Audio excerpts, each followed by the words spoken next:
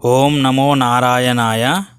మనము నారాయణ సూక్తంను మంత్రము, అర్థము, భావంతో సహా అధ్యయనం చేద్దాము. మొదట ధ్యాన శ్లోకము ఉంటుంది. ఓం సహనావవతు సహనౌ భునక్తు సహవీర్యం కరవావహై తేజస్వినావధీతమస్తు మా విద్విషావహై.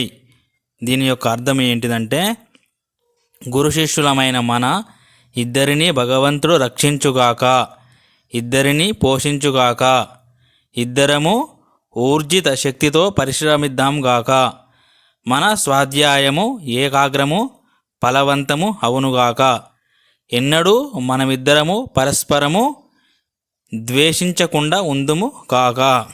ఇప్పుడు ఓం శాంతి శాంతి శాంతి. తర్వాత మొదటి యొక్క మంత్రము నారాయణ సూక్తంలో ఓం సహస్రశీర్షం దేవం విశ్వాక్షం విశ్వశంభువం విశ్వం నారాయణం దేవమక్షరం పరమం పదం. సహస్రశీర్షం 1000 తలలు గలవాడు, దేవం ప్రకాశిస్తున్నవాడు, విశ్వాక్షం సమస్తాన్ని చూస్తున్నవాడు, విశ్వశంభువం యావత్ ప్రపంచానికి మంగళకరుడు, విశ్వం ప్రపంచమై ఉన్నవాడు, అక్షరం నాశనం లేనివాడు, పరమపదం అత్యున్న స్థితి అయినవాడు, నారాయణ దేవం నారాయణుడనే దైవాన్ని. మొదట సహస్రశీర్షం చూసుకుందాం కదా, అది వేలాది తలలు అంటే అనంతము అని అర్థము.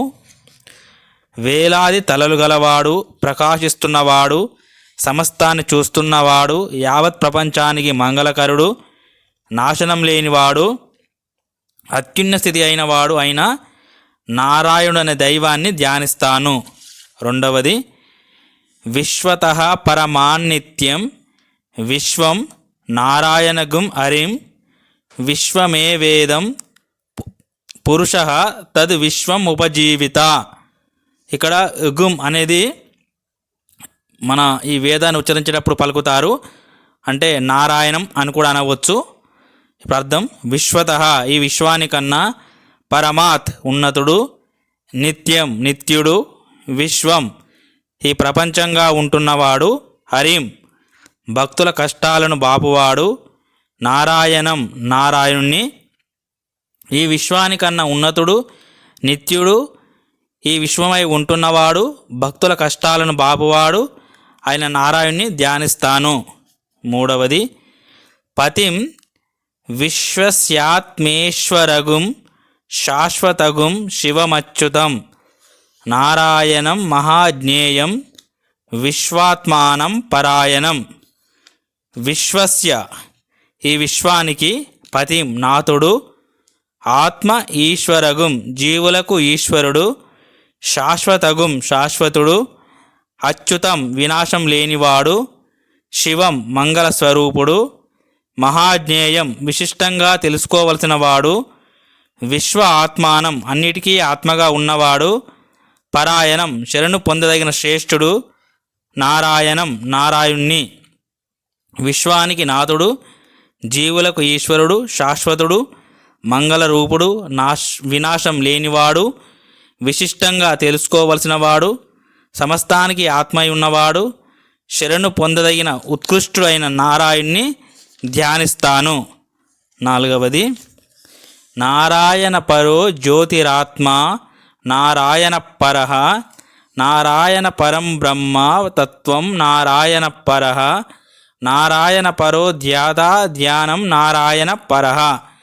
నారాయణ పరః జ్యోతి సాక్షాత్తు నారాయణుడే పరం జ్యోతి, నారాయణ పరః ఆత్మ నారాయణుడే పరమాత్మ, నారాయణ పరం బ్రహ్మ నారాయణుడే పరబ్రహ్మము, నారాయణ పరః తత్వం నారాయణుడే పరతత్వము, నారాయణ పరః ధ్యాత ధ్యానించే వారిలో శ్రేష్ఠుడు నారాయణుడే, నారాయణ పరః ధ్యానం నారాయణుడే శ్రేష్టమైన ధ్యానం, నారాయణుడే పరంజ్యోతి నారాయణుడే పరమాత్మ, నారాయణుడే పరబ్రహ్మం నారాయణుడే పరతత్వం, ధ్యానించే వారిలో శ్రేష్ఠుడు నారాయణుడే, నారాయణుడే ఉత్కృష్టమైన ధ్యానం.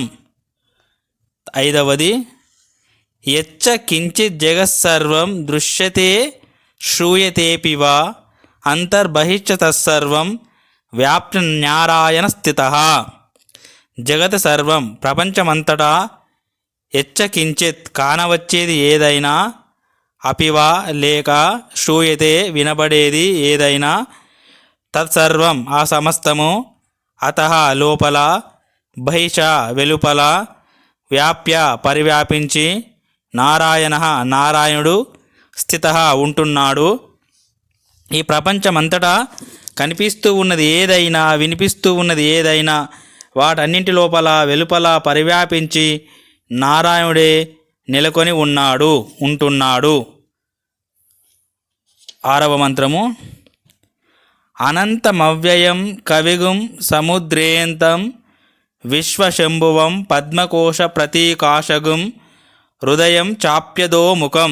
అనంతం అనంతమైన, అవ్యయం వినాశం లేనిది, కవిగుం సర్వజ్ఞుడు, సముద్రే సంసార సాగరంలోని, అంతం అంతాన ఉండువాడు, విశ్వశంభువం యావద్ విశ్వానికి మంగళకరుడు, హృదయం చ అపి హృదయంలో, అధోముఖం అధోముఖంగా, పద్మకోశ ప్రతీకావగం తామర మొగ్గల, అనంతుడు అవినాశుడు సర్వజ్ఞుడు, సంసార సాగర అంతాన ఉండేవాడు, యావత్ ప్రపంచానికి మంగళకరుడైన నారాయణ్ణి అధోముఖమైన తామర మొగ్గలా ఉన్న హృదయంలో ధ్యానిస్తాను.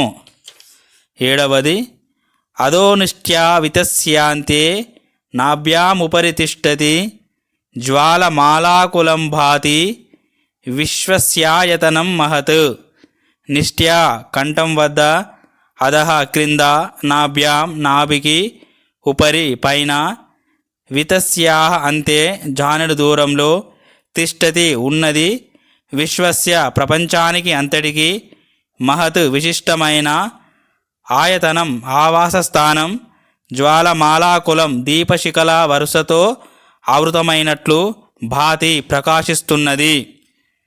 హృదయం గురించి చెప్పబడింది లబ్ డబ్ అనే కొట్టుకుంటున్న భౌతిక హృదయం కాదు. ఇది భౌతిక హృదయమే అయినప్పుడు స్థానాన్ని గుర్తించి ప్రస్తావింప అవసరం లేదు. అది ఎక్కడ ఉంటుందో అందరికీ తెలిసిన సంగతే. ఇది పారమార్థిక హృదయము. దీనికి 3 లక్షణాలు. 1, నాభికి జానెడు దూరంలో ఉంది.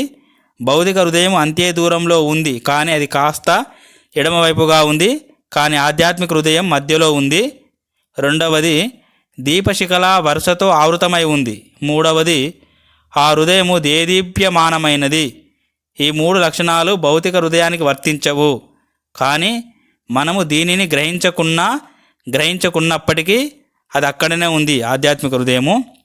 తర్వాత 8వది, సంతదగం శిలాభిస్తు లంబత్యాకోశ సన్నిభం తస్యాంతే సుషిరగుం సూక్ష్మం తస్మిన్ సర్వం ప్రతిష్ఠితం. ఆ కోశ సన్నిభం తామర మొగ్గ వంటి హృదయము, సంతతం నలువైపులా, శిలాభి నాడులతో, లంబతి వ్రేలాడుచున్నది, తస్య అంతే దాని లోపల, సూక్ష్మం సూక్ష్మమైన, సుషిరం ఆకాశం, సర్వం అంతా, తస్మిన్ దానిలో, ప్రతిష్ఠితం నెలకొని ఉంది. తామర మొగ్గ వంటి హృదయము నలువంకల నాడులతో ఆవృతమై వ్రేలాడుచున్నది. దాని లోపల సూక్ష్మ ఆకాశం ఉన్నది, అంతా దానిలో నెలకొని ఉన్నది. 9వది, తస్య మధ్యే మహానగ్నిర్ విశ్వార్చిర్ విశ్వతోముఖః సోగ్రభుగ్ విభజంతిష్టన్నాహారమజర కవిః. తస్య మధ్యే దాని మధ్యలో, విశ్వార్చి సర్వత్రా ప్రకాశిస్తూ, విశ్వతోముఖః అన్ని దిశలా వ్యాపిస్తూ ఉన్నట్లు, మహోన్నతమైన అగ్ని సహ ఆ అగ్ని, అగ్రభుక్ మొట్టమొదట భుజించే ఆహారాన్ని, విభజించి ఇచ్చినట్లు, తిష్టన్ దృఢమైనదిగా, అజర పాతపడనిదిగా, కవిః అన్నింటిని చూసేదిగా, సర్వత్రా ప్రకాశిస్తూ అన్ని దిశలా వ్యాపిస్తున్న మహోన్నతమైన అగ్ని ఆ ఆకాశానికి నడుమన ఉంది. ప్రాణం అయిన అగ్ని మొట్టమొదట భుజించేదిగాను, ఆహారాన్ని విభజించి ఇచ్చేదిగాను, దృఢమైనదిగాను, పాత పడనిదిగాను, అన్నింటినీ చూసేదిగాను ఉన్నది.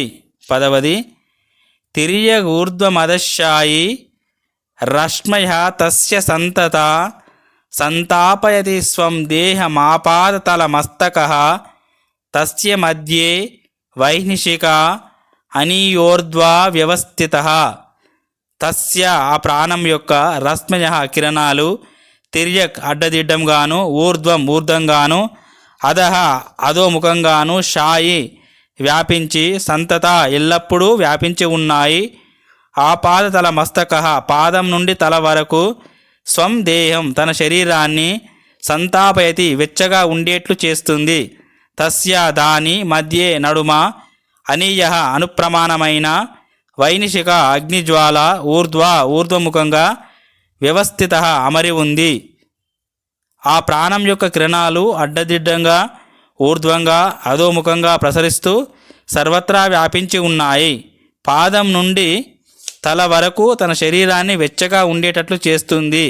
దీని మధ్య అనుప్రమాణమైన అగ్నిజ్వాల ఊర్ధ్వముఖంగా అమరి ఉంది. 11వది నీలతో యద మధ్యస్థాత్ విద్యుల్లేకేవ భాస్వర నీవారశూకవత్తన్వీ పీతా భాస్వత్యనూపమా. నీలతో యద మధ్యస్థాత్ నీలమేఘం మధ్య నుండి భాస్వర ప్రకాశించే విద్యుత్ లేఖా ఇవ మెరుపు తీగ వలె నీవార శూకావత్ వరి మొలకల తనివి సన్నమైనదిగా పీత బంగారు రంగుగా అను ఉపమ అణువులా సూక్ష్మమైనదిగా భాస్వతి ప్రకాశిస్తుంది. కారు మేఘం మధ్య నుండి వెలుగును విరజిమ్మే మెరుపు తీగల వరి మొలకల సన్నమైనదిగా బంగారు ఛాయగాను అణువుల సూక్ష్మమైనదిగాను ఆత్మ ప్రకాశిస్తూ ఉంటుంది. 12వది తస్యాహ శిఖాయా మధ్యే పరమాత్మ వ్యవస్థితిః స బ్రహ్మ స శివః స హరిః సేంద్రః సోక్షరః పరమస్వరాట్. తస్యాహ శిఖాయ ఆ జ్వాల యొక్క మధ్యలో పరమాత్మ వ్యవస్థిత నెలకొని ఉన్నాడు. సహ ఆయనే బ్రహ్మ సహ శివ ఆయనే శివుడు, సహ ఆయనే హరిహి విష్ణువు, సహ ఆయనే ఇంద్రుడు, సహ ఆయనే అక్షర అవినాశి, స్వరాట్ స్వప్రకాశమానుడు, పరమః ఆయన కంటే అధికుడు ఎవరూ లేనివాడు. ఆ అగ్నిశిఖ మధ్యన పరమాత్మ సుప్రతిష్ఠుడై ఉన్నాడు. ఆయనే బ్రహ్మ, ఆయనే శివుడు, ఆయనే విష్ణువు, ఆయనే ఇంద్రుడు, ఆయన అవినాశి స్వప్రకాశమానుడు, ఆయన కంటే అధికుడు ఎవరూ లేనివాడు. 13వది ఋతగుం సత్యం పరం బ్రహ్మ పురుషం కృష్ణ పింగళం ఊర్ధ్వరేతం విరూపాక్షం విశ్వరూపాయ వై నమో నమః. ఋతం కనబడే వస్తువులను అందంగాను, సత్యం దృశ్యానికి ఆధారంగాను ఉన్న పరబ్రహ్మాన్ని, పురుషం ప్రతి శరీరమంతటా నిండి ఉన్నవాన్ని, కృష్ణపింగళం నల్లని మేను విష్ణువు, తెల్లని మేను శివుడు, ఒకరుగా మిశ్రితమైన రూపాన్ని, ఊర్ధ్వరేతం పరిపూర్ణ పవిత్రుడు, విరూపాక్షం త్రినేత్రుణ్ణి, విశ్వరూపాయ వై సమస్తాన్ని తన స్వరూపంగా గ్రహించిన వాణ్ణి నమో నమః పదే పదే నమస్కరిస్తాను. కానవచ్చే వస్తుజాతాన్ని అందంగాను, దృశ్యానికి ఆధారంగాను ఉన్న భగవంతుణ్ణి, ప్రతి శరీరమంతటా నిండి ఉన్నవాన్ని, నల్లని మేను విష్ణువు, తెల్లని మేను శివుడు, ఒకరుగా మిశ్రితమైన రూపాన్ని, పూర్ణ పవిత్రుణ్ణి, త్రినేత్రుణ్ణి, సమస్తాన్ని తన స్వరూపంగా పరిగ్రహించిన వాణ్ణి పదే పదే నమస్కరిస్తాను. విష్ణు గాయత్రి మంత్రము. ఓం నారాయణాయ విద్మహే వాసుదేవాయ ధీమహి తన్నో విష్ణు ప్రచోదయాత్. నారాయణుణ్ణి విద్మయే తెలుసుకుందాం, వాసుదేవాయ వాసుదేవుణ్ణి ధీమహి ధ్యానిద్దాం, తత్ విష్ణు ఆ విష్ణువు నహ మనలను ప్రచోదయాత్ ప్రేరేపించుగాక. నారాయణ్ణి తెలుసుకుందాం, అందు నిమిత్తం ఆ వాసుదేవుణ్ణి ధ్యానిద్దాం, ఆ విష్ణువు మనలను ఈ ధ్యాన ప్రయత్నంలో ప్రేరేపించుగాక. ఓం శాంతి శాంతి శాంతి. హరి ఓం తత్సత్. సర్వం శ్రీరామకృష్ణార్పణమస్తు.